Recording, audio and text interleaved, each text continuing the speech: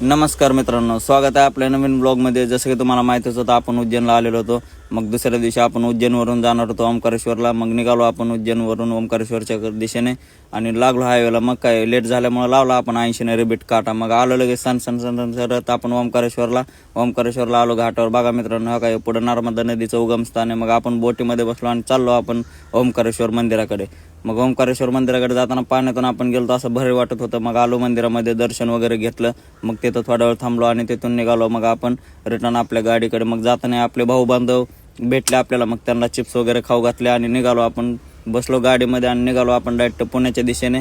मग काय आपल्याला खूपच लेट झालेलं होतं, कारण आपल्याला दुसरी बुकिंग होती लगेच पुण्यातून। मग त्यामुळे आपण आलो सण करत आणि ते चांदवाच्या इथं आल्यावर आपण थांबलो होतो हॉटेलला जेवणासाठी।